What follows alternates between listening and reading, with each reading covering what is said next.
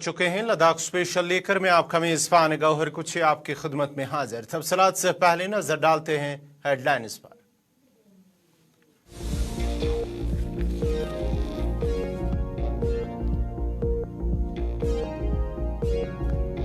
Leh PACS body और Kargil democratic alliance की 3 फरवरी को करगिल बंद कॉल। लद्दाखी अवाम के मुतालबात पूरे न होने पर मुश्तरका करगिल बंद की कॉल।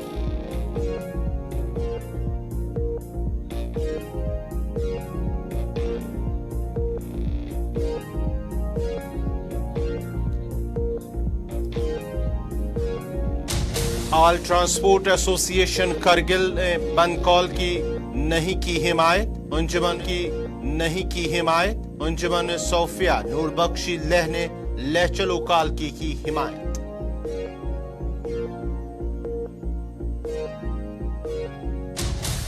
लद्दाख मामले पर वजारत दाखिला ने बुलाई हाई पावर कमेटी की मीटिंग। 19 फरवरी को नई दिल्ली में लेह पैक्स बॉडी और करगिल डेमोक्रेटिक अलायंस के नुमाइंदों से होगी बातचीत। और लद्दाख में खेलो इंडिया नेशनल विंटर गेम्स का आगाज। एलजी लद्दाख ने किया इफ्तिताह। खेलो इंडिया विंटर गेम्स का पहला हिस्सा 6 फरवरी तक रहेगा जारी।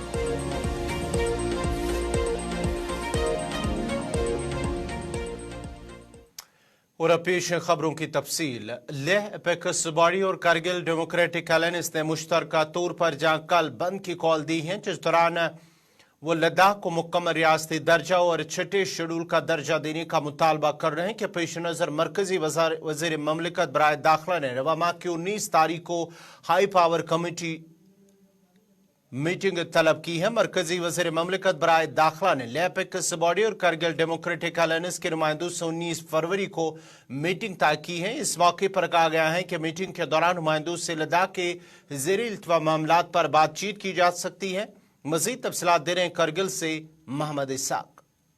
की बड़ी खबर यह है कि यूनियन गवर्नमेंट की जानिब से यानी मिनिस्ट्री ऑफ होम अफेयर्स की जानिब से 19 तारीख को हाई पावर्ड कमेटी को डिस्कशंस और डिलिब्रेशंस के लिए दिल्ली बुलाया है। यानी 19 फरवरी को अब नेक्स्ट राउंड ऑफ टॉक होगा, जहां पे लद्दाख के इश्यूज के ऊपर एपेक्स और केडीए के मेंबर्स जो हाई पावर्ड कमेटी में हैं, अफेयर्स नीति आनंद राय की क़यादत में यह मीटिंग 19 तारीख को दिल्ली यानी देश के कैपिटल में किया जाएगा। दूसरी जानिब लेह एपेक्स बॉडी और करगिल डेमोक्रेटिक अलायंस की जानिब से करगिल बंद और लेह चलो आंदोलन का ऐलान किया है। आपको बता दें 3 तारीख को यानी 3 फरवरी को लेह चलो आंदोलन लेह लद्दाख में देखा जाएगा, जहां पे एपेक्स बॉडी की जानिब से लद्दाख के लोगों से अपील की है कि लेह चलो आंदोलन में शिरकत करके लद्दाख के सेफगार्ड की आवाज को बुलंद कर रहे हैं। दूसरी जानिब कारगिल के अंदर all Kargil Ladakh transport association ने करगिल बंद को अपोज किया है। एक प्रेस कॉन्फ्रेंस के जरिए कहा है कि कल जिस तरह से 3 तारीख को करगिल बंद का ऐलान दिया गया है और इस बंद को करगिल ट्रांसपोर्ट एसोसिएशन अपोज कर रहे हैं। मेरे साथ दे रहे हैं मोहम्मद तनवीर, मोहम्मद इसाक, गुलिस्तान न्यूज़ के लिए।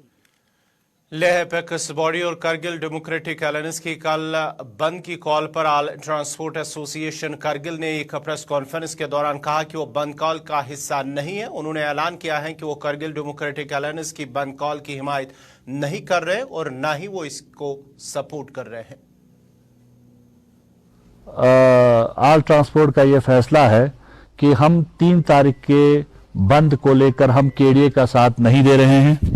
हमारे तरफ से कोई बंद का साथ बंद नहीं होगा, क्योंकि इसका एक रीजन है, क्योंकि करगिल डेमोक्रेटिक अलायंस हमें लगता नहीं कि हमारे जो परेशानियां, हमारे जो मुश्किलातें, जो हमारी जेन्युइन डिमांड्स हैं, उन्होंने आज तक केडीए ने आज तक कभी हमारे जो जेन्युइन डिमांड्स हैं, चाहे वो बसेस के हों, चाहे वो टैक्सीज के हों, चाहे वो ट्रक्स को लेकर हों, आज तक किसी भी प्लेटफॉर्म पे किसी भी हायर अथॉरिटी से हमारे बारे में बात नहीं किया है।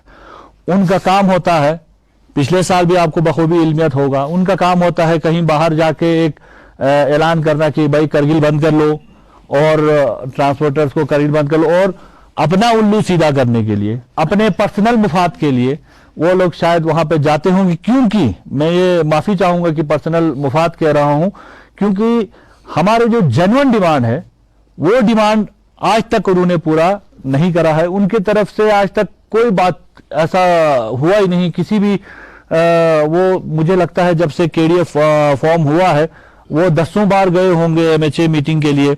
अभी भी मैं ये सोशल मीडिया के थ्रू और एक मैसेज सर्कुलेट हो रहा था कि हो रहा है कि 19 फरवरी को शायद दोबारा से उनको केडीए को ये एमएचए इनको जाना होगा। लेकिन मैं ये बता दूं कि कम से कम कल के कॉल के लिए हम केडीए के साथ बिल्कुल नहीं है और हमारा ट्रांसपोर्ट कम्युनिटी तमाम।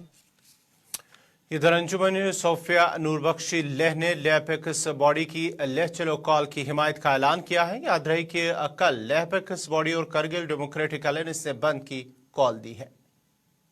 अंजुमन सोफिया नूरबख्शा की तरफ से आयोजन किया जा रहा है। इस प्रेस कॉन्फ्रेंस करने का बुनियादी मकसद ये है कि हम जानते हैं कि कल लेह में लेह चलो रैली का ऑर्गेनाइज करने वाला है, जो कि एपेक्स बॉडी की तरफ से। तो दूसरे रिलीजियस ऑर्गेनाइजेशन की तरह अंजुमन सोफिया नूरबख्शा भी कंधे से कंधे मिलाकर एपेक्स बॉडी के साथ और लेह चलो रैली को हम सपोर्ट करते हैं। जो एपेक्स बॉडी ने 4 पॉइंट डिमांड रखे हैं सरकार के सामने, उनमें से सबसे पहला है स्टेटहुड फॉर लद्दाख, और दूसरा जो डिमांड है वो है कॉन्स्टिट्यूशनल सेफगार्ड यानी कि 6 शेड्यूल, और तीसरा है पब्लिक सर्विस कमीशन को जल्द से जल्द सेटअप करके और रिक्रूटमेंट प्रोसेस को लद्दाख में शुरू करना, और जो चौथा है हमारे दोनों डिस्ट्रिक्ट लेह और कारगिल के लिए पार्लियामेंट में अलग अलग रिप्रेजेंटेशन। तो हम इन 4 पॉइंट्स की हिमायत करते हैं और एपेक्स बॉडी की हम सपोर्ट करते हैं, और हम हमारे तमाम पब्लिक से ये अपील करना चाहते हैं कि कल की रैली में आप लोग पार्टिसिपेट करें। इस रैली का आप लोग हिस्सा बना के लद्दाख की आवाज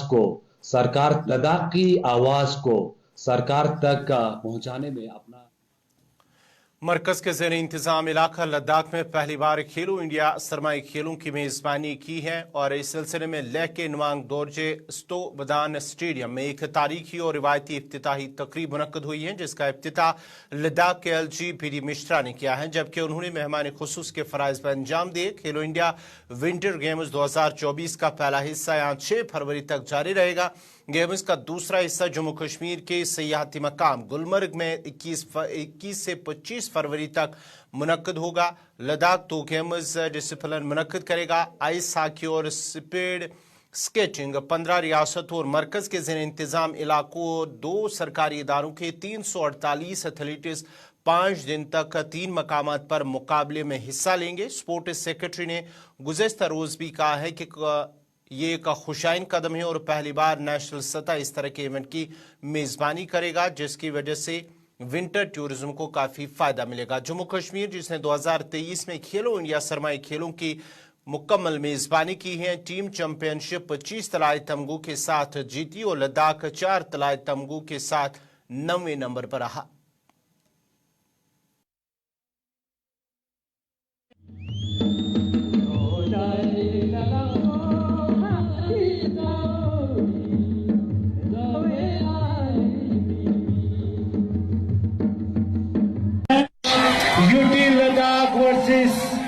ITBP के दरमियान कुछ हमको तो आज बहुत खुशी है। 16 स्टेट के लोग आए हुए हैं और हमारा MOU साइन हुआ है, तो ये हम पहली बार कर रहे हैं। तो हमारे युवा के लिए, जो हमारे प्लेयर्स हैं, इनके लिए तो स्काई इज द लिमिट, इतनी अपॉर्चुनिटी मिल गई है। और मैं तो ये कोशिश कर रहा हूँ कि हमारे जितने प्लेयर हैं लद्दाख के, या इंटरनेशनल एरिना में जाए, और वहां पर मुझे यकीन है कि जब ये जाएंगे ना तो वहां से तख्मा लेके आएंगे। तो आप लोग भी खुश होगे नहीं? कोई बोल ही नहीं रहा है भाई होंगे ना? मेरा एफर्ट यही है कि हमारा युवा आगे बढ़े। मेरा एफर्ट यह है कि खेल कूद में आगे बढ़े। और हमको ये बड़ी खुशी है कि आज मोदी जी ने हमको मैसेज दिया हमारे रिक्वेस्ट पर। तो उनका इतना जो प्रयास है ना कि हमारा इंडिया आगे बढ़े, उसमें खेल कूद में अभी सभी खिलाड़ी इंडिया में यह समझता है कि भाई हमको तो मोदी जी का प्रोत्साहन है। पहले ऐसा नहीं था, लोग चुप रहते थे, बोलते नहीं, ठीक है खिलाड़ी गया, लेकिन अब भारत बदल गया है। भारत अब गरीब नहीं है।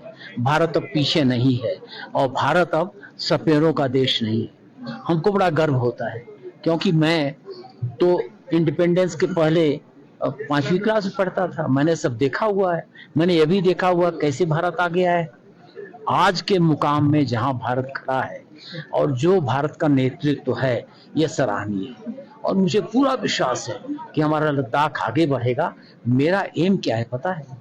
अगले 5 सालों में हमारा लद्दाख यूनियन टेरिटरी। पहली बार लद्दाख में खेलो इंडिया हो रहा है विंटर गेम्स, और हमारे काफी सालों बाद इंडिया में एक अच्छी short track speed skating ring बनाई गई है, बट अभी भी ये कोशिश चल रही है कि इसको ऑल सीजन बना सके। लद्दाख में बस एक ही प्रॉब्लम है, जो बाकी जगह से आते हैं उनको सांस लेने में काफी प्रॉब्लम होती है, तो काफी टाइम लगता है यहाँ पे एडजस्ट होने में। क्या एक्सपीरियंस रहा अभी तक आपका? अभी तक मेरा अच्छा एक्सपीरियंस रहा है। मेरा 300 मीटर में गोल्ड मेडल आया है शॉर्ट ट्रैक स्पीड स्केटिंग में। मेरा नाम आकाश आराध्या है, मैं मैसूर कर्नाटका से हूँ। तो यहाँ पे शॉर्ट ट्रैक स्पीड स्केटिंग और लॉन्ग ट्रैक स्पीड स्केटिंग करने आए हैं। क्या कहना चाहेंगे चैंपियनशिप को लेकर? Definitely it's a big improvement than पिछले खेलो इंडिया से क्या हो रहा है उसे बहुत बड़ा इम्प्रूवमेंट है ये कंपटीशन, क्योंकि ऐसा इंटरनेशनल लेवल स्टैंडर्ड रिंग है ये, and it's happening for the first time properly India पे, and definitely happy for it, and I am sure.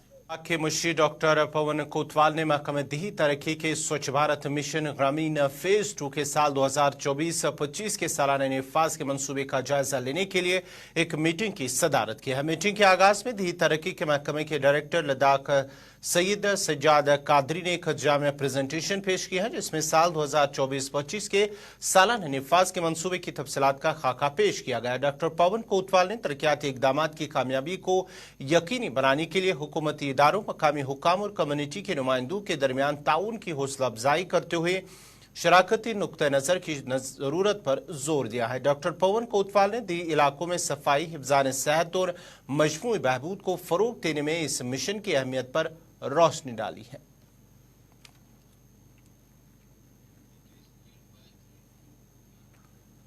Chief husbandry department pneuma ने महकमा के जरिए मुख्तलिफ स्कीमों के हवाले से मोबाइल वेटरनरी हेल्थ कैंप कम बेदारी प्रोग्राम का इनेकाद किया है। उन्होंने न्यूमा सब डिवीजन के डोंगटी गांव में हाल ही में कायम प्रोग्राम में ब्रीडर्स, लाइव स्टॉक के कारोबारियों से फीडबैक भी लिया था।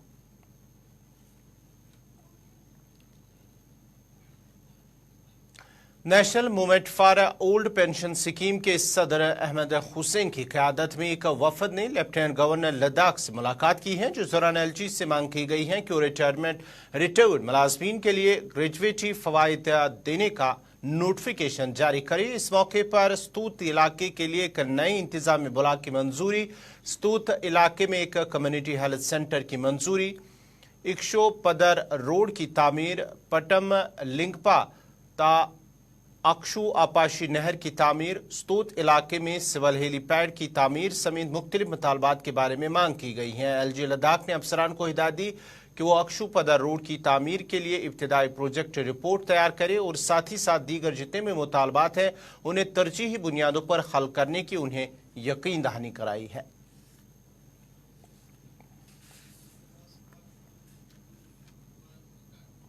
नाजरीन, फिलहाल लद्दाख स्पेशल में मेरे साथ इतना ही। आप गुलिस्तान न्यूज़ देखते रहे। गुलिस्तान न्यूज़ पर अगला बुलेटिन कश्मीरी खबरनामा 7 बजे ज़ोहर लुलावी के साथ, लेकिन मुझे यहाँ इजाज़त दीजिए। अल्लाह निगहबान।